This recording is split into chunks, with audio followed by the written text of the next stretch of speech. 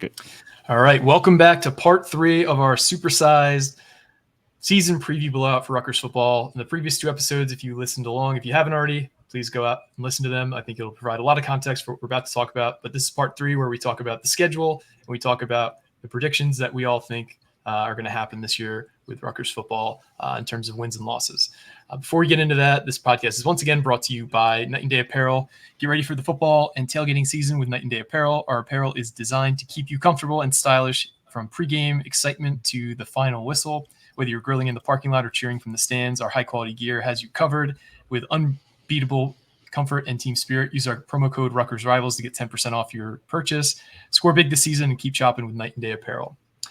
So this schedule, as we all know, is unlike any that Rutgers has seen in the Big Ten thus far because they avoid all the big boys. They avoid Ohio State, they avoid Oregon, they avoid Penn State, they avoid Michigan, they avoid Iowa. We've all talked about that ad nauseum. We all kind of know the table setting for that. But let's kind of go into individual games, and we'll have 3 topics. We're going to go over what we think is the hardest game on the schedule, what we think is the most important game on the schedule, and one trap game on the schedule before we go into game-by-game predictions. So starting off with you, David, what do you think is the most important game on the schedule for Rutgers football this season?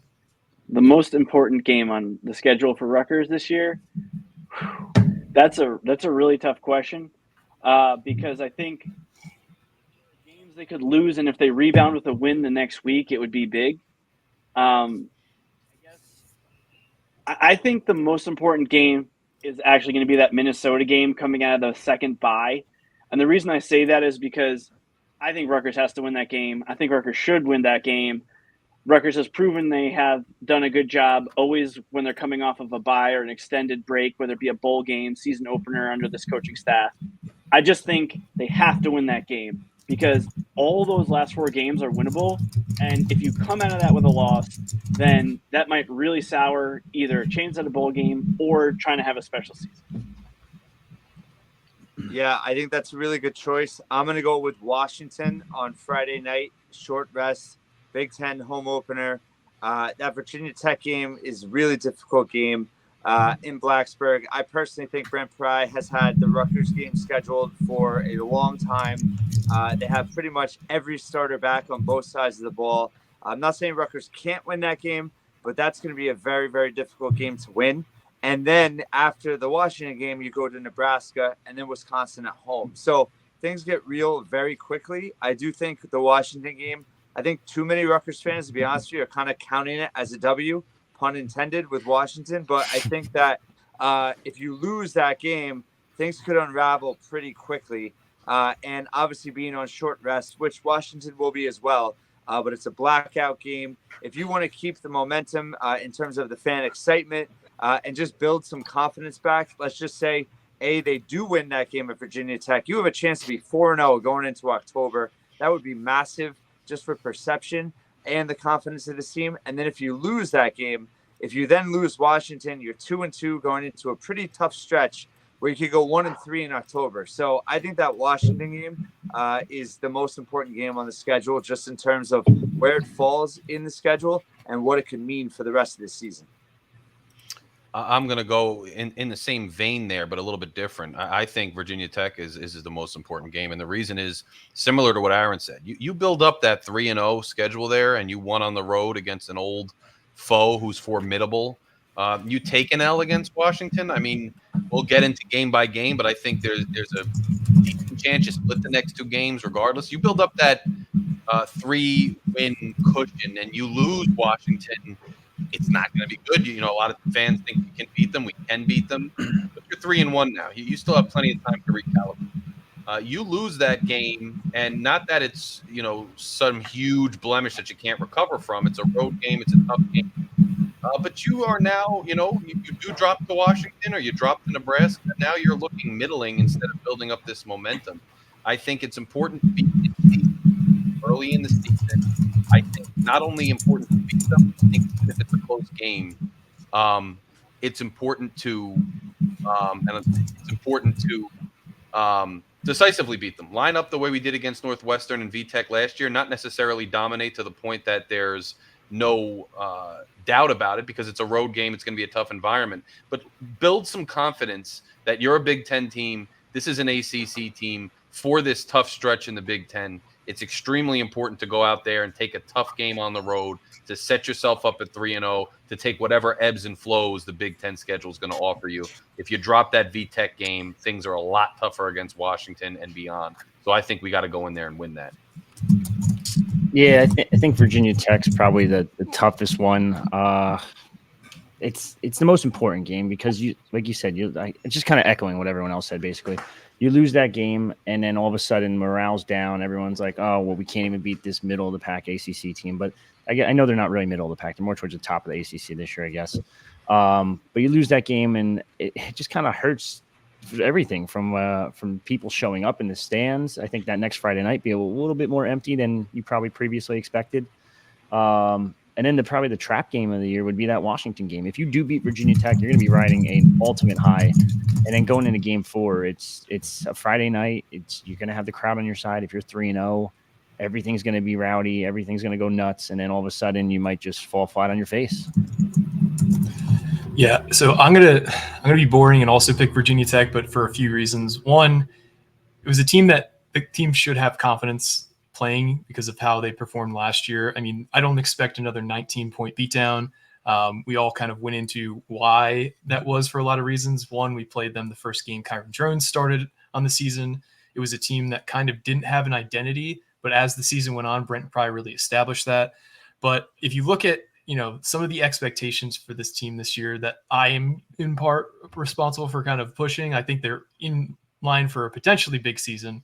If you're going to achieve that ceiling outcome, you really need to go in and win this game early because you're going to be playing a lot of tough road games this year. People are looking ahead of Michigan State late in the season, but like Michigan State, I think has a pretty wide variance in terms of, what they could be as a team, given they have a really good coach in Jonathan Smith. Aiden Childs could be a fully formed high-end quarterback by the end of the season. But if you go in and win a game in Blacksburg in that kind of environment, I think it really does set the tone for the whole season, similar to how the 2006 season, opening day, we play at North Carolina.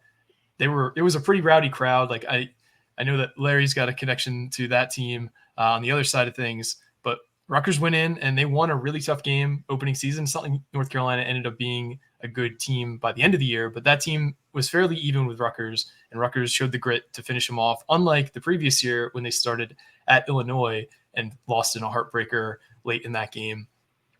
So I think this is the key for the tone setting of the season. It's not the end of the world if they lose it because it's not a conference game. It's not going to go against their final standings in terms of the Big Ten. But I think in terms of setting a tone for the year, if they win that game, I think you can seriously raise the expectations of the season for the rest of the year. Let's talk about the hardest game now. Aaron, where do you see the hardest game on the schedule lying for Rutgers? Yeah, it's at USC, short rest Friday night in the Coliseum. I think on paper, their toughest opponent just in terms of talent. From a recruiting perspective, USC has 4 and 5 stars everywhere. It'd be interesting to see where USC is at that point. But they're obviously the only ranked foe on the schedule as of right now. But I think in terms of just looking at the schedule going into the year, you could see Rutgers being the biggest underdog they'll be in any game in that situation. So I think that's the toughest game, especially coming off a short rest and the stretch we talked about in October. That's, and right before the bye as well. This team is going to be needing that bye very much. So I think this is the toughest game for a lot of reasons. Yeah, it's USC. And by the way, to allude back to what Mike said, one day when I get permission, I'll tell some stories about 06. I have a few 06 stories. That's the best one. But these football dudes are super close to the vest, unlike me, who's just out there with everything. But anyway, USC. USC. We're 11 p.m. kickoff. Good team. What's expected to be a good team. All the way on the West Coast. I think we got lucky with a lot of the West Coast travel, East Coast travel this year where teams are coming to us. But that game, we're going out to them. Getting through, UCLA, we could say is maybe like there are no real breaks in the Big Ten, but maybe the break after those 2 games against them at Nebraska and home for Wisconsin. Now you got to go out and you got to, in the middle of the season, play USC. Toughest game on the schedule by far from where I'm sitting, although We don't have the disparity we usually have, where just some games are unwinnable and some games are just completely, without a doubt going to win. Aside from probably the first two, it's the toughest game on the schedule. It's going to be tough for us. Yeah, I'm going to say the same thing. Friday night, 11 p.m. kickoff. I know after talking to some people within the team that they're going to hire a bunch of sleep specialists to kind of help them adjust and help the team adjust to that 11 p.m. kickoff. You got to think that game's probably not going to end till what, 1:30ish around there, maybe long. Oh, I'm thinking later than that. Yeah, later than that. Yeah, you're going to have a trouble keeping Pat Flaherty awake. Like it's not going to be easy. You got to keep these guys up. Like it's going to be tough. And I mean, I'm not saying that because of their offense and it's just very boring, a little bit boring. But that wait time, it's going to be tough for those older guys, but not just them, but the team themselves. I know you can do all this. You can hire whoever you want to try to help you sleep better. There's no adjusting to a time zone difference. It's just not a reality. You kind of just got to figure it out as you go, in my opinion. On top of that, it's the gauntlet of the schedule. That's going to be game 6 in the 6 weeks. And that's the big one because you have 2 games by, 6 games by, then 4 games to finish it off. So that is the end of the gauntlet. And people are probably going to be looking ahead to that bye week. They're probably dinged up. They're probably not 100%. They're probably just saying, hey, if we can get to that bye week, we can recover for at least a week or 2 weeks, whatever. And I think that game's just everything kind of adds up to make it a hard game as is. Plus the fact that USC's got a pretty good head coach. They usually have a pretty good offense. And they're usually a pretty good team. So it's not going to be easy nonetheless, but we just kind of have to wait and see. So I want to agree with the sentiments that there are no automatic L's in the schedule like there previously were. I think there's not a scenario where you tell me Rutgers wins game X or game Y on this schedule where it blows me away. I think USC makes a lot of sense for a lot of the reasons you guys listed, but it's also their 6th game in 6 weeks that they'll be playing. They tend to struggle with physicality. If you look at who has given them struggles over the years, it's been Stanford. I know this is a different coaching staff, but it's been Utah in recent years. So I do think Rutgers matches up with them well. It's more so, the short rest. It's the long distance travel. It's 6 games in 6 weeks. I'm going to go a little bit of an audible here. I'm going to say at Nebraska. Nebraska's going to have 96,000 fans there. Dylan Raiola, if you've watched any of the tape on him, at least preseason spring game stuff, the guy looks like Patrick Mahomes. Not saying he'll be that as a freshman, but if he hits kind of the upper end of his outcome range this year, I think that's going to be probably the best quarterback we could potentially face all year. Matt Rule in year 2, I think he's going to take that team forward. They've landed a lot of really high-end transfers. They've recruited well. I'm going to say Nebraska just to be a little bit different, but my 1B is certainly USC on the road. I'll say USC number 1. It's the only game that ESPN FPI has them below a 43% chance of winning. So pretty much everything else is much higher than that. I will pivot, though, and I will say I think that Virginia Tech game is going to be really tough. As I've said to Aaron and at our previous stop, I think the big thing for this team is always getting the monkey off their back for their first Power 5 or even conference win. And Blacksburg's not an easy place to play. Rutgers may be a little overconfident after last year. I think USC is the toughest game, but I think that Virginia Tech game is going to be less than a 50-50, even if every analytical site says that Rutgers is between like 48 and 51% chance. So to round out the topics here, if there's one game on the schedule that's either a trap game or you look back at the end of the year and say, how the F did we lose that game? Which team do you think that is? Which game do you think that is, Larry? I don't expect a loss here per se, but if something could go completely off the rails kind of thing, I'm tempted to say Washington because, I personally think they have a better chance of probably winning that game. But I think UCLA could be, if we're talking about a true trap game where you get caught, nodding off. Look at that. You say we win or we drop one of those Virginia Tech, Washington, Nebraska, Wisconsin games, or even if we're on a winning streak there and we're coming off a high from a home win against Wisconsin, say, and we performed well at Nebraska, well at Washington, win or lose. You're getting ready for this big showdown that everybody's hyping up about USC. You know how our board is. That's going to be going crazy with speculation. The media is going to be looking ahead. The big West Coast, East, new Big Ten showdown. Everybody's going to be getting crazy. And all of a sudden you're home and you think you're on this sleepy home game against UCLA. And all of a sudden you shoot yourself in the foot or they come to play. Now, from what I understand, they have a gauntlet leading up to us and they have to travel from west to east. Not going to be easy. But that's why you call it a trap game, right? That's the kind of game where you start making all these reasons why we're going to walk through it and all of a sudden you don't. I don't expect the team to do that. I don't know how the schedule is going to shake out. But if I'm looking at this schedule for what we traditionally call a trap game in between two games and not paying attention, that could be it to me. It's that Washington game. It's Friday night. The crowd's going to be into it. If they're 3-0, people are going to be hyped. Like, this is going to be a sold-out Rutgers crowd at SHI Stadium. But you could fall flat on your face. This is a Washington team that there's so many unknowns, from new coaching staff, who I think is a good coach in his own right, but also is bringing in an entire new roster, new quarterback. They replaced out of the 22 starters? I think it was like 18, 19, something like that. So it's an entire new Washington team. You really don't know what to expect. And especially if you're 3-0 after that big Virginia Tech win, and you're riding that high, you could literally just fall flat on your face and just be like, I don't know what the hell happened. We were up here and then it just went. I'm going to also say UCLA because I think a lot of people are pouring a lot of dirt on them. Their coach, Deshaun Foster, really he pulled like a Nick Sirianni. If you remember Nick Sirianni's first press conference, it looked like he had never been kind of media trained at all. So I think everyone kind of expects an epic failure out of them. They still have a lot of talent, especially at the skill positions.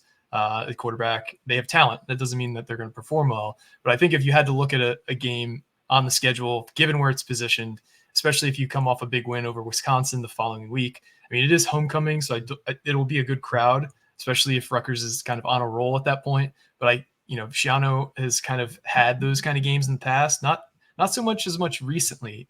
Like, there's not really a game I could think of in the last 2 or 3 years where it's just clearly like at the end of the year, it's like, if we faced that team at game 12 instead of game 3, we would have won it.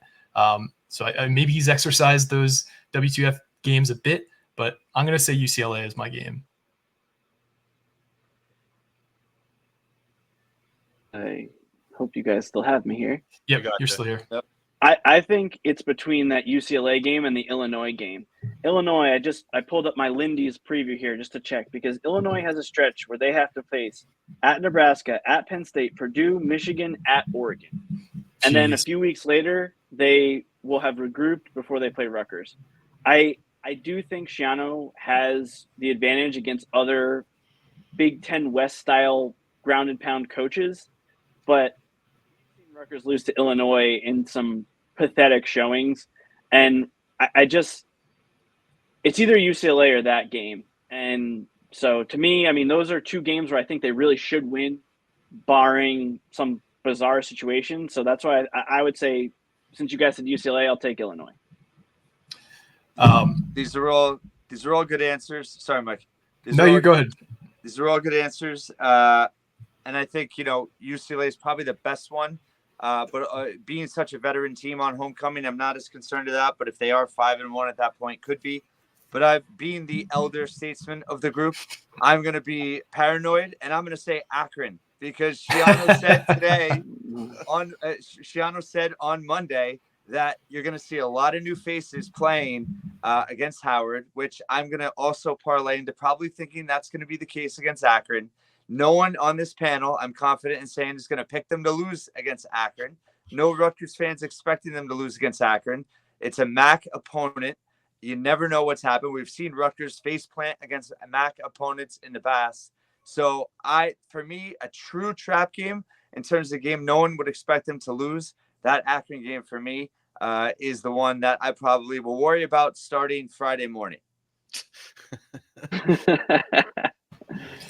I mean, I don't blame you. We have started slow against lesser opponents many times under Schiano. Like, you think about that Temple game a few years ago. We ended up winning 36-7. If you just look at the box score, or you just look at the scoreboard, it's like, oh, okay, we won handily. That game was 13-7 in the fourth quarter. Like, that it wasn't until late that we opened the floodgates. So struggling against weaker teams is something Schiano has done, but he hasn't actually blown the games in his 2.0 era. Fingers crossed. Let's hope that doesn't happen, because It would be an epic meltdown if they were to lose that game. I want to talk about something real quick before we get into predictions, and I wrote an article about it on Rivals. It has to do with like the net rest advantage Rutgers has, and I did this also for Penn State for Richie, and it kind of just gave me a more clear picture as to like how big of a deal it is for Rutgers.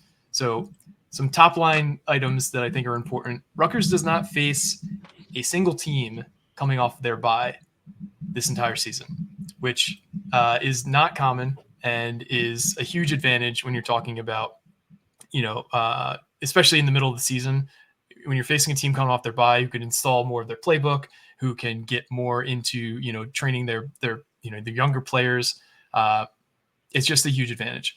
Now, Rutgers faces 4 teams with a net bye advantage. So if you look at Virginia Tech, you look at Washington, you look at Nebraska, and you look at Minnesota, the first 3 teams, Rutgers faces all 3 of those before any of those 3 teams had a bye. So they face Virginia Tech before they've had their chance to have a first bye, Washington before they've had their first bye, and Nebraska after Rutgers has had their bye. And Minnesota will have had 1 bye versus Rutgers having 2 leading into that. Rutgers also faces 3 teams that will be playing their 6th game in 6 weeks playing the Scarlet Knights. That's Nebraska, that's UCLA, and that's USC. And they play Washington playing their 5th game in 5 weeks. On the season, they have a net plus 17 rest advantage. So just kind of table setting everything for the entire schedule talk. Is there anything that really sticks out to you about the schedule construction before we get into predictions? Well, I had a quick question. Do we know, is Rutgers a homecoming opponent for any team? Are they homecoming for Nebraska? They are homecoming for Nebraska. Yep. Okay. Well, in past years, they've been 2 or 3 games have been homecoming opponents, so that's better. Last year was 3. Yeah, that's crazy. And I mean, I think that's why you alluded to the crowd that's going to be in that Nebraska game. Not that they don't turn up every week anyway, but that adds to it. I think I would just add to everything you said, which I think is a big built-in advantage to us. I really do. Is the East-West travel too. You got some teams playing all these games, and then you kind of mitigate it against USC because they are on the 6th game of a 6-game leg. And then with Washington, they're playing 5, and then they have to travel all the way east. I think when you add that in too, we really can't complain about the schedule this year, unlike years past. I think it makes a big difference, and it's a big part of, other than just the opponents. The way the schedule breaks down, I think, is a plus for Rutgers. You should try to take advantage of it. So I think it matters, but I don't think it matters as much as you're saying. I think these toss-up games, a lot is just going to be dictated once they kick off the football and the way things break. I would put stock in it, but I think these are enough of toss-ups that it's not going to matter as much. I think these teams are going to be prepared, and that's how it's going to go.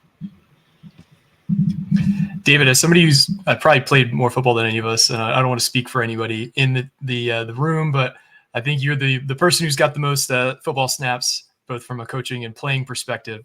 Is there a significant bump you can get, especially at the college level, to having a team getting that bye week and the performance you might see in the following week afterwards? I mean, I think it matters for veteran teams who know how to take care of their bodies and know how to rest, because often what you'll do, like, again, I didn't play football that much until I was in college, by the way. So, but in our college team, like what we would do is like the starters wouldn't really like play, but those of us who are on the 2nd or 3rd team would play almost like a mini scrimmage that intermediate week. And whether you do it on the Saturday or a different day is beside the point. But I think that for veteran teams, it doesn't, like, they know how to pace themselves. The coaches know how to communicate with the players. And I feel like since Rutgers is a veteran team, it won't impact them as much. I can't speak to like the Washingtons of the world who have a completely new roster. So perhaps Rutgers will benefit from it by default, but I don't think it necessarily helps Rutgers as much as it would potentially hurt other teams. Because the other thing to keep in mind is you get used to your schedule. Like Tuesday we practice in the afternoon on grass, Wednesday we practice late on turf, Thursday we do a walkthrough, whatever the schedule is. And the older you are, the more you know how to arrange simple things like sleeping, eating, all those things to make sure that even if this week's game is a Friday versus a Saturday, that you can adjust. So, I mean, again, I think it hurts inexperienced teams more than it helps experienced teams, but it could matter. And if that's the difference between 1 or 2 wins, like that's a huge thing for a season that only has 12 games. Sure. Yeah. It's really nice hearing a perspective of somebody who's kind of like gone through the grind of it. Because to me, as just like a spreadsheet guy, it just seems like it'd be a big advantage. But hearing you actually talk through it, it might just be it might be huge for some teams, but not others, like you were saying. Let's get into some predictions. I have a spreadsheet here where we're all going to kind of have it filled out as we go game by game. And so you guys have a visual aid to see who is going to be the most accurate predictor on the season. Now, the first 2 games of the season, does anybody have any objection to me just filling both games out as wins for all of us? Does anyone think that either of the first 2 games are actually going to be a loss? Or if you want to make a significant argument for it, let's do it now. I think Aaron's bad dream says that, but Aaron. Yeah. I still have nightmares. I still have nightmares about that 14-0 hole they were in against Howard. Yes. Before Janarian and Grant took over. New Mexico. I mean, Howard's got some good skill position guys, but you have to assume Rutgers going to win. ESPN has them at 99% for that. So Aaron's got a point, technically. Like 16 of the last 17 years, a MAC team has taken out a Big Ten team. The only time it didn't happen was last season. And if you look at last season, Akron lost to Indiana by 2, 29-27. Toledo lost to Illinois by 2, 30-28. So I think it's going to be more competitive than people think. But Joe Moorhead's an offensive genius, mind you. Now, he doesn't have the weapons that he did at, like, say, Penn State or Oregon, but I still think they're going to be competitive. Yeah, and guess who Akron plays in week 1? At Ohio State.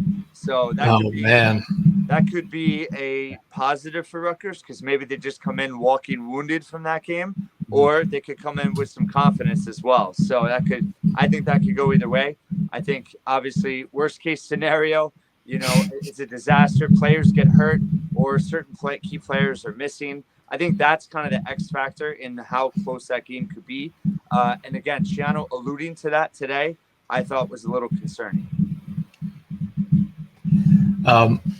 With that being said, does anyone want to mark this as a loss, or are we all going win on the Akron? All right. No. Perfect. All right, here's where things start to get interesting. Virginia Tech game. I'm just going to go in order of how they're listed on here rather than do the cycling we've been doing. This I've marked as the most important game of the season. I've already talked about it being a game that we won last year at home by 19 points. It's a much different team. We were very fortuitous playing Virginia Tech when we did last season, because if we played them week 11 instead of week 3 when we did, I believe, or week 4 of last year's season, I think it would have been a totally different game, similar to the Northwestern game. With that all being said, this just feels like a game that Rutgers finds a way to pull out, at least in my head and my fanhood. I'm going to mark this as a win for me. Richie, what do you think? Virginia Tech. I'm going to say loss. I want to pick wins so badly, but Kyron Drones has just been phenomenal since that Rutgers game last season. He went from not even a starter to 17 touchdowns and 3 interceptions on the year. So they proved that they finally had a quarterback, and that was one of their missing pieces on their offense last year. Returned their 2 top wide receiver weapons in Daquan Felton and I think it was Jalen Lane. And they also added a guy from Old Dominion. They added a tight end transfer. They still have the same running back, if I recall, in Bashal Tootin. I think he's a Jersey guy, actually. He is. Yeah. So they return a good chunk of their team. There's a reason they're receiving votes in the top 25 polls. I think Blacksburg, on top of all that, has one of the best college football atmospheres in the country. So it's going to be extremely tough to play there. God forbid it's a night game with that whole whiteout effect thing that they're doing. It makes it even tougher. I think it's going to be a very, very tough game between 2 former Big Ten defensive coordinators as head coaches now, between Brent Pry and Greg Schiano. I just don't know if Rutgers has the offense to kind of keep up with Virginia Tech, and I think unfortunately it's probably going to be a loss.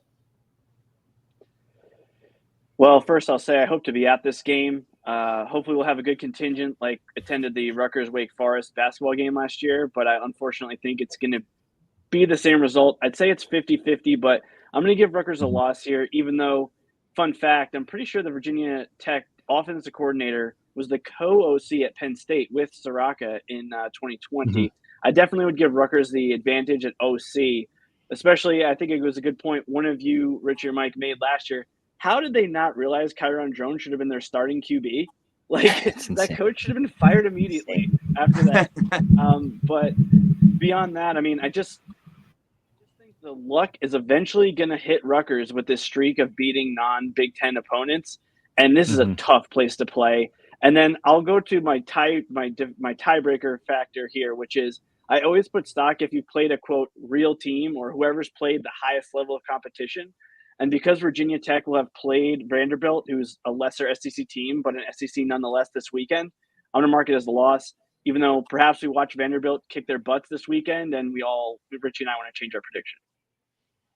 Yeah, I hate to say it, but I'm going to go loss as well. I think a theme in terms of how I'm looking at the season is injury concerns. And, this will be hopefully if there are guys that miss the first 2 weeks, this will be their first test. I think there might be a little bit of an adjustment there. I think where this is going to be in terms of the ceiling of the season is I think this is a huge game for Ethan Kaliakmanis and whether Rutgers can come back in games. I think this is a game that very predictably they'll fall behind in, and it's how are they able to get back into the game. It's one of the toughest environments in the country. I think Brent Pry, as I said, I can't remember when I said it in these episodes, but that he has had this game circled, and I think that Virginia Tech is going to be amped up for payback.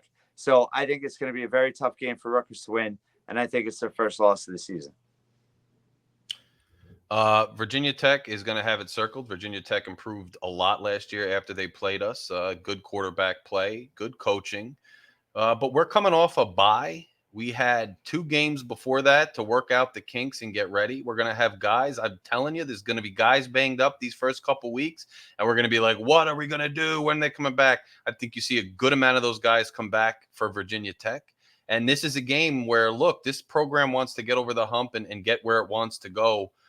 You're a Big Ten team. You could be a really good ACC team. You could be on the road in a really tough environment. We've seen kind of ACC teams too look pretty good in conference and against okay teams from out of conference, and then come up against mid-tier teams or upper-tier teams, which we hope to be this year from the Big Ten, and they don't look exactly the same there caliber-wise. So I'm not taking anything away from them. I think it'll be a back-and-forth game. I think regardless of which way it goes, it'll be a close game. I agree with Aaron. We're going to have to play from behind. It's going to say a lot about our offense coordinator, our quarterback, most of all. It's also going to say something about our defense. I'm up in the air as to whether I'll make the trip just because I love that part of Virginia. It's a nice road trip to take. We'll see. But I've said on my show too, and I predicted a win there. I'm predicting a win here. If it's a loss, it's not the end of the world. But if we want the season to be what we think it can be, and at some point, one of these seasons where it's laid out for you, whether it was last year we were sneaking up on people, but we didn't have the quarterback play, or this year where we're not really sneaking up on people, but the schedule breaks pretty well our way, you got to bring home some of these games that are tough games. You got to find a way to win them. And I'm going with Rutgers pulling it off. I'm glad somebody joined me in the pool here because it would have felt pretty solitary. But I do want, somebody mentioned playing tough road games, and I just want to mention some of the road atmospheres that Ethan has played in. He's played in a whiteout at Penn State. He's played at Nebraska. He's played at Wisconsin in a big rivalry game. He's played at Iowa. He's played at Ohio State, and he's won more than half those games. He won at Nebraska. He won at Wisconsin. He won at Iowa. So he's won big games. And I don't think the environment of Blacksburg will intimidate him, but that doesn't necessarily mean he'll play his best game of the season there either. But I don't think the atmosphere will have him running with urine down his leg like it would maybe somebody else making their third start at Rutgers. Good point. That's not a shot at any individual player, just that he's been in those environments. So next up, we have Washington, that Friday night game. I'm going to continue on the copium/optimism train here. I think Rutgers finds a way to win. The new staff in Washington, the new quarterback with Will Rogers, they lose so much talent. 3 NFL receivers. They lose an NFL left tackle. They lose, tons of defensive players. I think Rutgers finds a way to win in this game, which if things go the way I'm predicting on my schedule, that Friday night game in Rutgers might be the best atmosphere that we've seen since maybe Michigan 14. That atmosphere will be absolutely insane if they find a way to win the first 3 games, even if they don't. But I think it's going to be one of the best environments at Rutgers in recent memory, and Rutgers finds a way to win. Yeah, I'm gonna have Rutgers winning too. This team is depleted. They lost their quarterback. They lost their 3,000-yard wide receiver core. Like it's not happening for this team this year. And I think Fish is a great coach. I think he'll eventually turn it around there. It might not even take him long. He might actually end up getting a bowl game this season, which isn't crazy to say considering they lost 19 of their 22 starters. So I think they're a good coaching staff. I think they have some weapons. I think Rodgers is a good quarterback, but it's just not going to be enough. Traveling across the coast on a Friday night, short rest, it's just not realistic, in my opinion, for Washington to even think they're going to win this one. I think that 5th game in 5 weeks, somebody already mentioned, is their first road game. Good quarterback. I think they'll have a pretty good defense. And I think we'll all change our opinion on this after we see them play their first game in terms of how confident we are. But it just feels like you guys are saying that Rutgers is going to win this one. I flipped back and forth 3 times, but I'll go with a win. Yeah, I agree. It is their first road game, 4 straight home games. They play Washington State, Northwestern, and then go to Rutgers on short rest. I do think it's going to be a very physical game, a grinded-out game. I don't think Rutgers is going to run away with this one, but I think obviously the crowd, the momentum of that. I think this is where the veteran leadership of this team really pays off, because I think win or lose at Virginia Tech, emotionally, this team's going to have to regroup rather quickly. So I actually think I have confidence in Rutgers to do that, regardless of what happens at Blacksburg, simply because of the strong leadership on this program, the culture, how many veteran guys they have that will be playing in this game, and then getting home and having a true raucous environment for the first time all season will give them that extra edge that I think they get the W. I think they get the W. I'm hesitant. I was gonna say just because I know we're gonna wind up on a Washington message board now, just like look at these guys, like always happens with us. But I still got to stick to my guns and say win. And I think the reason is I don't think it'll be an easy game by any stretch. I think it'll be a tough game. This is a program that's storied, a program that's normally at the top there and doing well. But the turnover is just so much. They're traveling from west to east. The crowd's going to be off the chain, especially if we're going by my prediction and we're 3-0. Even if we're 2-1, the team's going to need it that much more. Put me down for the W. So this is where I'm going to end my optimism streak. I have Rutgers losing at Nebraska. Again, it's a game I could see us winning. David mentioned that Rutgers doesn't have an RPI projection by ESPN of under 43% of any game outside of USC. The 6th game. This is that 43%. This Yep. is that 43%. So easily could see this game being a win for Rutgers, especially if Dylan Raiola struggles early on in the season, which true freshman quarterback playing in the Big Ten, very easily could see that happening. But just for the sake of not being called a homer, I'm going to have this as a loss, as the first loss of the season. They have a good defense on top of that. Dylan Raiola is the guy. I think he's actually pretty damn good. I've gotten to see him in high school a little bit, whether it be rivals camps and stuff. But I don't know. I just can't see them winning this one. I think it's too tough for them. I think Nebraska, like Mike said before, 90-something thousand fans. It's another crazy atmosphere. I think it's going to hurt them. I don't think Rutgers pulls this one off. All right, I'm going to go against the grain, and I'm going to pick a Rutgers victory here. And here's why. First of all, I think Rutgers is going to be by far the best defense that Nebraska has faced all season. And I'm going to give you, Larry, the shout out here, because you know who Nebraska's offensive coordinator is? It is one Marcus Satterfield, who was fired after his 2017 season where he decided not to play Hayden Rettig at Tennessee Tech. And then, he didn't free Rettig, got fired, somehow ended up at South Carolina, got fired, and now he's at Nebraska. And what I saw from their offense, I don't think last year could have been saved by a good quarterback. I didn't know what they were doing at times, so I got to win. I love the optimism. I do think in terms of it being homecoming for Nebraska, I think that, Matt Rule, I think one kind of talked about, storyline for this game is just a familiarity between the staffs. Obviously, two Northeast coaches going at it. And I think this is a game that Rutgers represents well, but falls short on the road. But I think a game that could pay dividends down the road in terms of how they play to actually give confidence for the rest of the season, despite having a loss. I early on looked at this schedule and I was fairly confident that we drop one of either Nebraska or Wisconsin. And I think there's a couple reasons why you could go either direction on that. I stand by that, that we'll lose one of them. I'm not positive which one, but my thing is this. I think Matt Rule, we know he's the real deal, especially at the college level. The quarterback could struggle. He's young, but he's the real deal. We're at Nebraska. It's homecoming. It's a traditional team who hasn't necessarily had traditional success as of late, but it's still been tough for us to get over the hump against some of these teams that are decent teams on the road.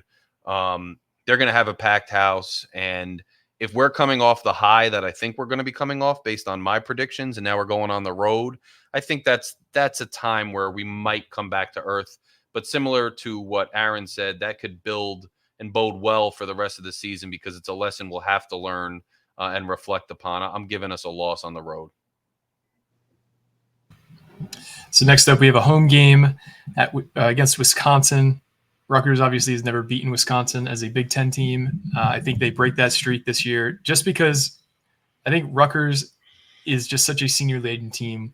I think they have enough offensively, both in the run game and pass game, that they're going to win these games that maybe they wouldn't in the past. I think they find a way to grit this out.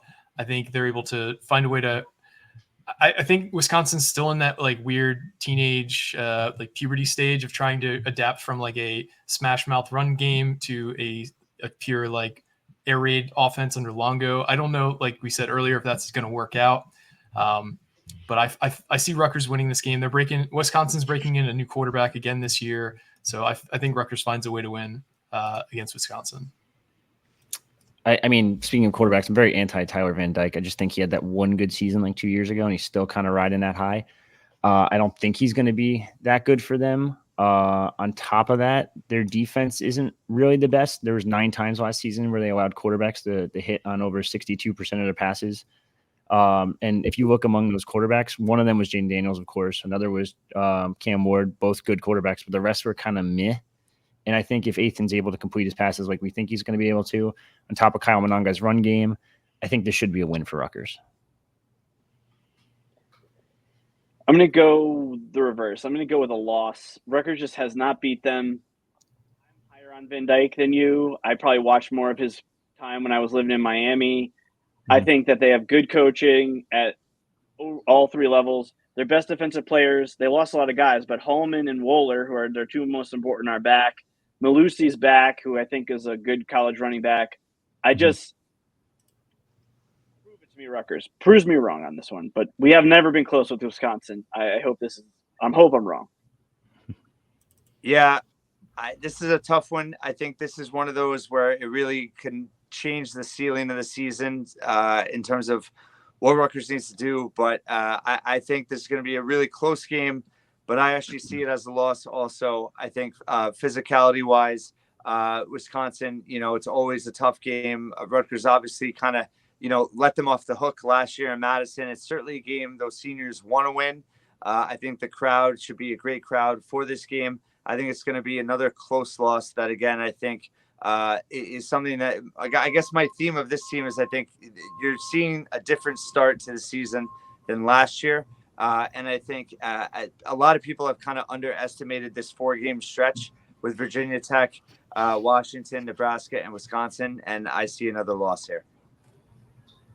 I think, like I said earlier when I was talking about Virginia Tech, if you want to get where you want to go, you want to be that program, you got to win these games. I have not been bullish on Rutgers beating traditional powers, who have stuck to their guns like in Iowa. Last year, there was a lot of buzz. I had predicted a loss from the beginning, and I didn't change it when we were starting to look good because Iowa had certain strengths in the trenches and their style of play that were tried and true that was going to be difficult for us to get past. Mike made a good point about the fact that this team and program is kind of like in puberty, trying to go away from their old tried and true institutional strength and trying to switch up to what they, where they want to go. We almost beat them last year, save for some turnovers and some, a game got away from us, and that was on the road. This game's at home. This team is not the Wisconsin of old. I think we're pretty tough ourselves. We showed that last year, grinding out yards in the run game. It's time to grow up and to beat Wisconsin when we have the chance at home, and I think we do it this year. Man, I'm fired up, and following Larry, I guess, just isn't easy. I didn't have myself in your shoes there earlier, Rich, but yeah, told you. Tough act to follow. Let's go to our homecoming game. We're now halfway through the season. I got us at 5-1. Richie's got us at 4-2. David's got us at 4-2. Aaron, what I think most of us would call the eternal optimist around Rutgers, has us at 3-3, and Larry has us at 5-1. I don't see us losing this game in reality. I know I talked about it as a trap game.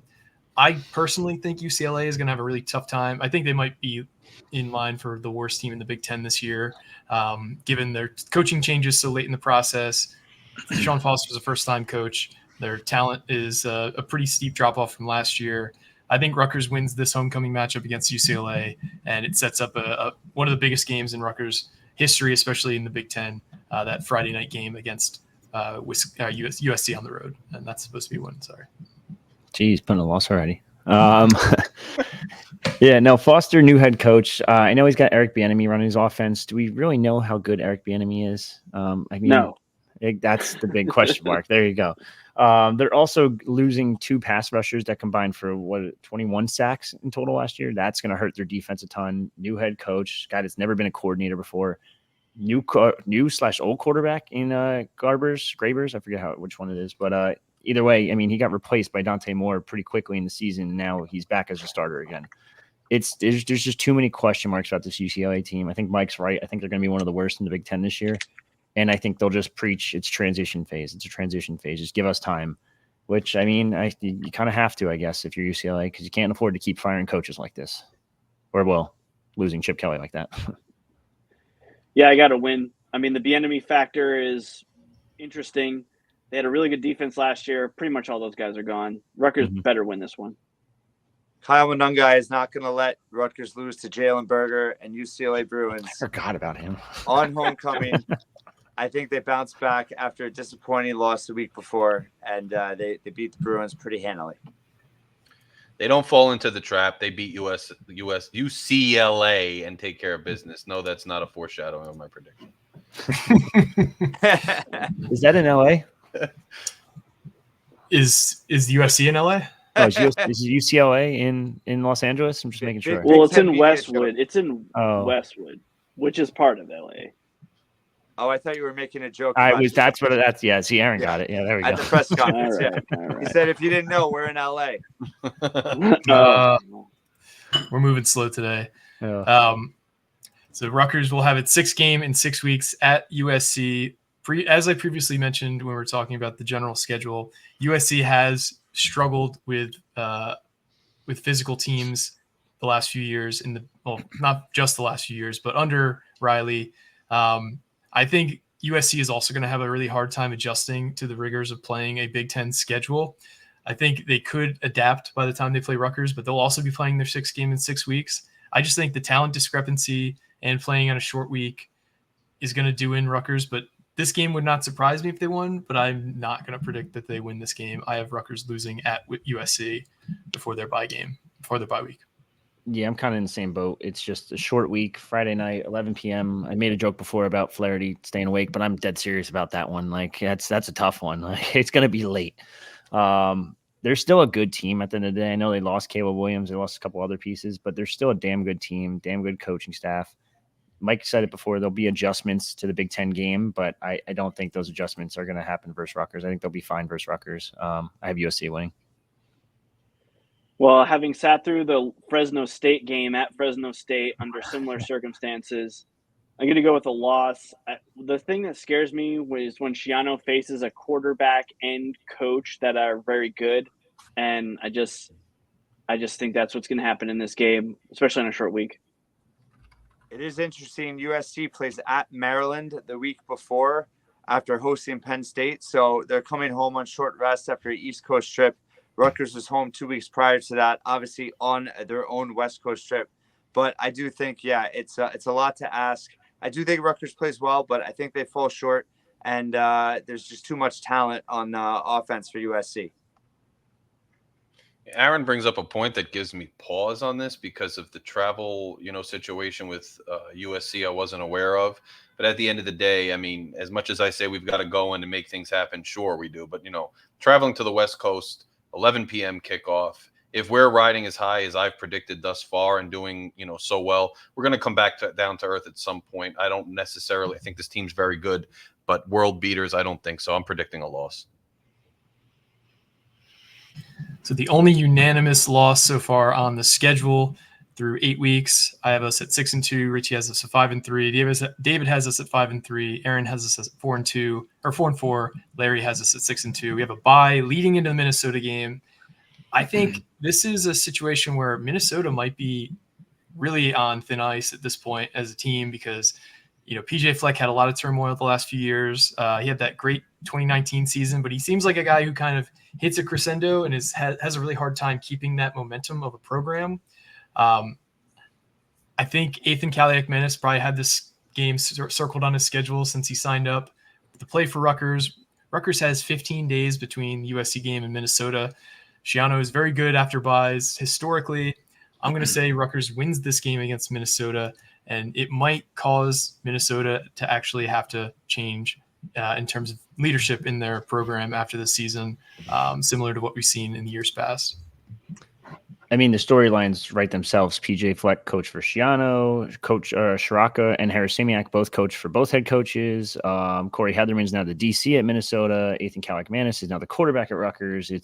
There's just so many storylines among this game. I don't think they're that good of a team. Now, I like Brosmer. I thought he was a good get for them out of the portal, but and I like Darius Taylor. I think their running back's a stud, and it's a similar style to Rutgers, but their OC is a little incompetent, it seems like currently. And I'm Schiano after a bye week is just a different guy. When you give him time to scheme against the team, he just doesn't lose for the most part. What was it, the one bowl game, I think it was, that they lost out of the 5 or 6 he's made? You give him enough time to scheme up against the team, I think he'll win this one, and I think they'll win it not handedly, but it'll be a pretty close game. I got a win on this one as well. Just talking about Minnesota, I think when I watched their show about the Big Ten Road Show, they just blamed every failure last year on their QB. That's what every single person said, coaches, players. And I don't think that they're taking seriously some of the foundational problems that they have within their program. And so the biggest takeaway I'll have is this. When there was the Berlin Wall, which direction were people going? And I think that's kind of the same thing here, with all respect to Corey Heatherman. Jeez. First off, I wanted to say that I'm not rooting for a 4-4 start, but as a gesture to my friends at the Night Report, the message boards would be off the hook during the bye week if they are 4-4. So that would be a benefit of that start. But I think the Kaliakmanis game, I think, I don't think it's and this, I'm not trying to start anything, but I think it's been kind of quelled in terms of Kaliakmanis leaving Minnesota, and maybe it's been pitched as kind of amicable, but kind of to David's point that he's kind of gotten thrown under the bus since he's left. I think he's going to be fired up for this game. Rutgers coming off a bye. Great points about Schiano, how Rutgers is prepared after a bye game. This is where I kind of flip, because I feel like last year they had that hot start. They started 6-2, had the brutal November. I think I'm much more optimistic about their November schedule this year. And I think that things could start to turn around with Minnesota, a win at home.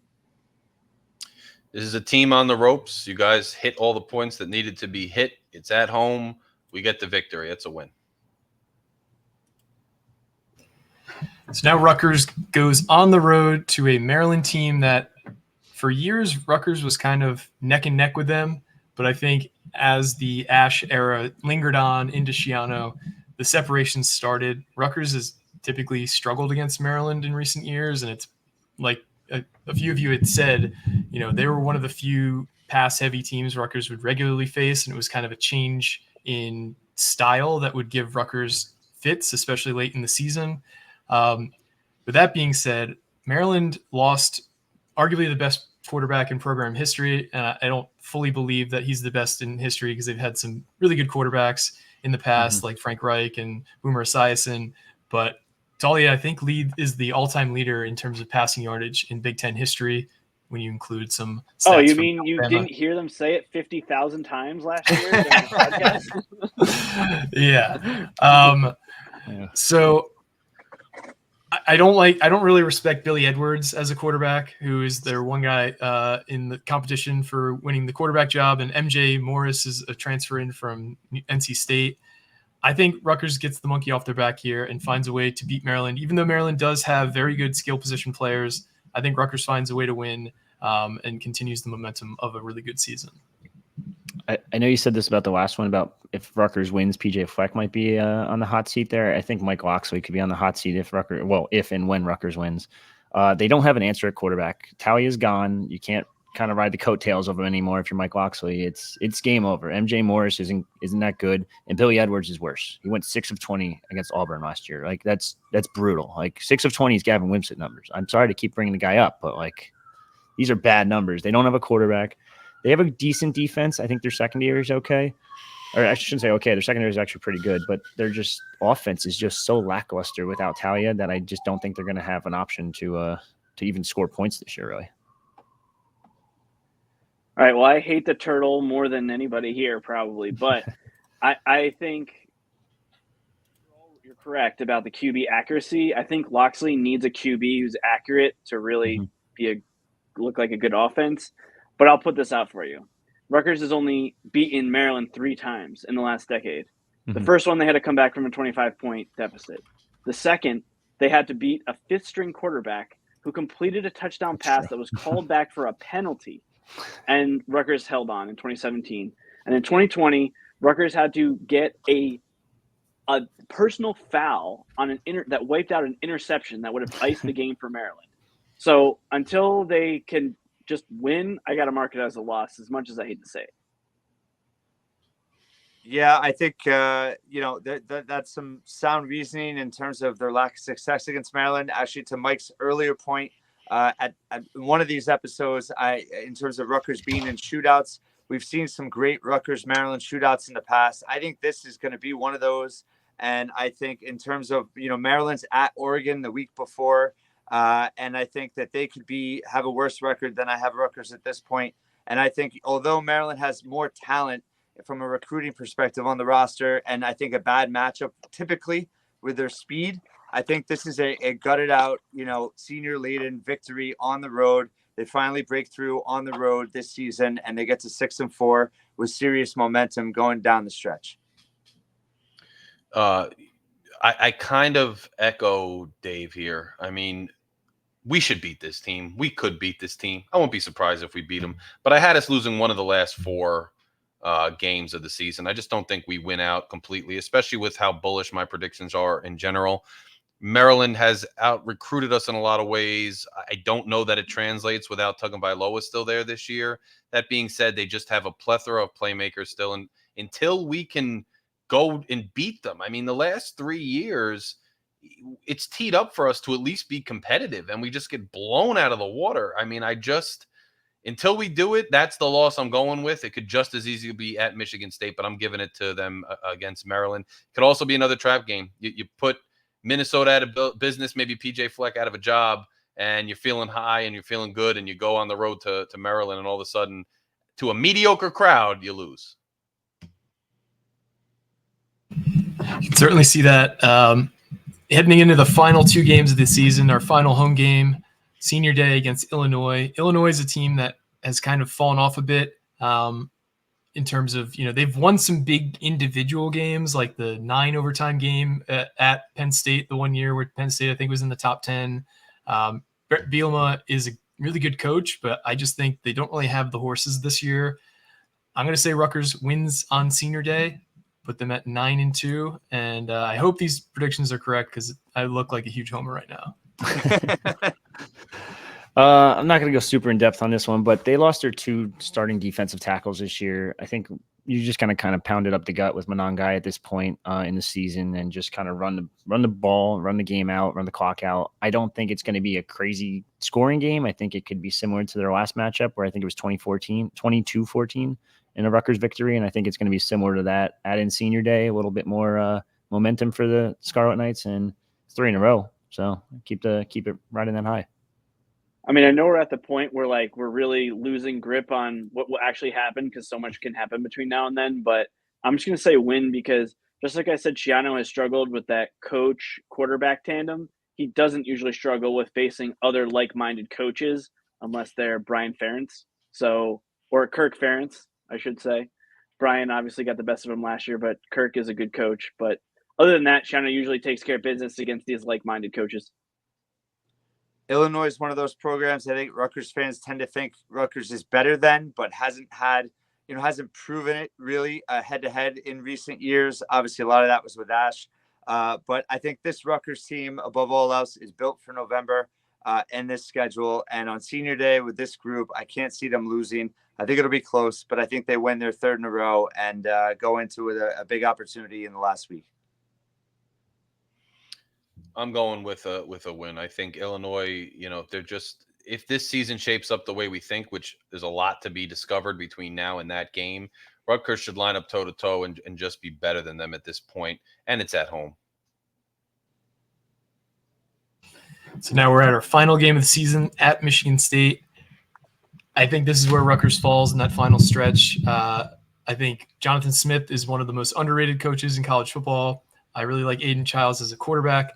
This is a team that you would hope to face in week 3 or 4 as they're trying to establish themselves, but facing them in the final week of the season where they could, be playing for bowl eligibility here, playing for a lot more than Rutgers is playing for, because I don't think a 9-2 record with 2 Big Ten losses, Rutgers is going to be in competition for a Big Ten title appearance or potentially a college football playoff appearance, given their schedule. I have Rutgers falling to Michigan State here in the final game of the year. Yeah, I mean, Dave's kind of said it before. I think Aiden Childs hasn't showed a lot yet, but I think he's a good quarterback, and I think he's reunited with the same head coach that he had last year that he was developing with and working with. I think on top of that, a certain running back for Michigan State's going to have a little bit of a chip on his shoulder going into this one in Kayron Adams, so you got to watch out for that one. And I think Michigan State's they're a sneaky team. I think by this point in the year, they should have not the culture completely fixed, but they should have it a little bit more fixed compared to what it was under Mel Tucker. And they should have some of the younger guys, up and coming guys, starting to play more and more. I think Jonathan Smith's a good head coach, and I think he's eventually going to turn Michigan State around. And I think this year they might not be phenomenal, but I think they have a shot at bowl eligibility, and I think that this win here should help them. All good points, but I do think Rutgers is going to win this game. I think last year Rutgers played a lot better than – I know they needed to pull a miracle, but I thought they had generally outplayed Michigan State in that game. You could make an argument they almost outplayed them the year before. In 2021, they were burned by big plays, and they beat them in 2020. If you look at Michigan State, their outgoing quarterbacks, I know 2 of the 3 already lost their QB battles. So that kind of tells me that I don't think their talent level is as good, though I do like Childs. And I really think Smith, he was a great quarterback at Oregon State. They went 11-1 during his one of his years there as a player, and he's been a great coach. But I think what's going to ultimately happen to Michigan State is that the new staff is all this energy is going to run out of gas by the end of the season. And I'm hopeful that this is the year that Rutgers doesn't run out of gas. So I got to win. Yeah, Michigan State has a crazy middle part of the schedule where they play Ohio State, Oregon, Iowa, and Michigan, 2 of which on the road. They have a better November, and they probably have – this is the only game Rutgers plays where the opponent has an extra day rest. They play Purdue the Friday night before. But I do agree with David. I think this is a game Rutgers can win. I know it's a new coaching staff. I really like Jonathan Smith, but Shiano has proven that they've – been able to compete with Michigan State in a way Rutgers hasn't had previously. And I think that there's a lot of players on this team that lost that game 2 years ago when they came really close to winning. And I think they were able to gut it out and really finish this season on a big high note with an undefeated November. Look, I remember when we beat Michigan State in 2020, the COVID year. We were at whatever. I forget the name of that taco place right in New Brunswick. But we were there and we watched it. We went nuts, and it was like the jump off point for the Schiano 2.2 era. 2.1 era. And people started to believe. I like Schiano's record against Michigan State. I like everything you guys said. I think by the end of the year here, again, if we're a team on the rise and we're a matured program by now, and Michigan State is still rebuilding this year and trying to get where they want to go, the last game of the season, Rutgers should go win it and end it the right way. I think our programs we're a little bit ahead of them, and we should show it. I think we get the victory.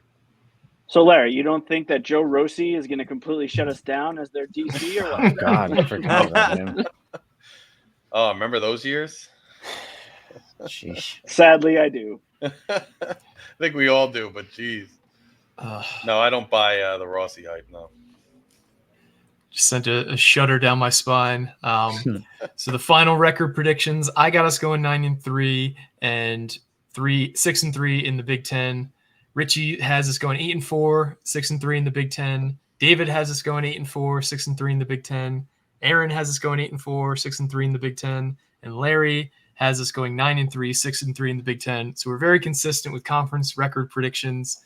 The over/under for this team in terms of win total is 6.5, and there's no juice on it right now. So if you can get to Pennsylvania and you trust any of us, maybe you should make that bet before the season starts.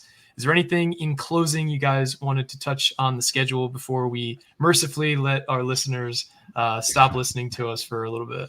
I would just say that I have us at 9-3, and I understand that's bullish and that's confident and optimistic. I think the margin of error where this could be a great season like I've predicted here, and a much less, I wouldn't say we're going to have a disastrous season, hopefully, but a much more underwhelming season. The margin of error game by game is so paper thin. And that's game by game. You could have a game you thought we're going to win that we lose, but then come right back and win a close game. And it's going to be really interesting to deal with the ebbs and flows of this season. I'm banking on, the fact that this is a matured program and that they can string wins together and string close wins together and overcome and bounce back from adversity when we lose a game to get to where this program wants to be. If they can't do it this year, it's just, it doesn't get any easier, schedule-wise and things. So I'm banking on that, but it could go either way. So it's going to be interesting. Two things. First off, Schiano loves to say this is a developmental program. You have a lot of players in their final year that are at the end of their developmental cycle. You have to show results to be able to market your program that way and to be able to keep momentum on the recruiting trail. So it's obviously, for many reasons, it's such a critical season. And I totally agree with Larry. It is, this could certainly turn upside down pretty easily. Injuries, obviously, a major concern. But this is so critical for the long-term success of this program to keep momentum and to be able to show real results in the developmental process. And then lastly, I just wanted to say this was awesome. And for all the Scarlet Faithful listeners and people that watch me on a regular basis, thank you. And I hope you enjoyed this. And it was a great opportunity to collaborate with Larry and David, as always. But then Mike and Richie, we've been talking about this for a long time. So for everyone that listens to the Night Report, this is what the Rutgers fan base, it's all about in terms of community and supporting each other. And I think we've all independently done that. So to have us all as a group has been a lot of fun, and really appreciate everybody's efforts in putting this together. I'll say that appreciate you guys having me. I know I'm predicting 8-4. They always have a clunker. I hope it's one of the ones I already predicted as a loss, because there's always a game when something goes wrong. So tell fans, please don't panic. I think that this season makes it unique is that pretty much every week you can go in as a fan thinking that Rutgers has a chance. And that's really something that's really all we ask for as fans. Obviously, we all hope that they go 15-0 or whatever it takes to win the college football playoff. But really, it's about entertainment and for us fans. And I'm hoping it's a good season on the banks, for all of us to enjoy it. 8-4, Duke's Mayo Bowl, January 3rd. Greg Schiano is getting mayo dumped all over him, and I Are you guys can't, all coming? Are you coming to can't my house? wait. Though? Are you guys coming Hey, to my house for the tailgate or what? if you Absolutely. have beer, if the beers are flowing, that's it. I might not even work that game. Is the Big Ten a part of the Duke's Mayo Bowl though? It is, yeah. Yeah. It is. Okay. That's good to know because I know a lot of people are like throwing out these like it'd be funny watching Greg Schiano ritually sacrifice a Pop-Tart. It's like, well, you can't actually participate in that game though. So while it would be hilarious, that's okay. So I'm glad to know the Duke's Mayo Bowl is in the realm of possibility. Yes, and the Pac-12 teams can't get it because they have to go to their bowl tie-ins still. So we got a shot, baby. I'm hoping for if the Big Ten gets 3 teams in the college football playoff, maybe Rutgers can sneak into the Music City Bowl. Yeah. Yeah, that'd be a lot of fun. That'd be a good one. Yeah, anything that's not Detroit the day after Christmas. Oh my God, no. Well, after that, it really falls off. Yeah, it does. All right. Well, I want to thank everybody who joined us. Everybody who's listened, everybody who's liked, subscribed to all of our channels. We really appreciate you guys. It's been a banner year for Rutgers content, and I hope that it continues into a banner year for Rutgers athletics. We will see you in a future episode. Hopefully, I think we saw how well this collaboration worked. I think this won't be the last time we all get together. But thanks for listening, and see you next time.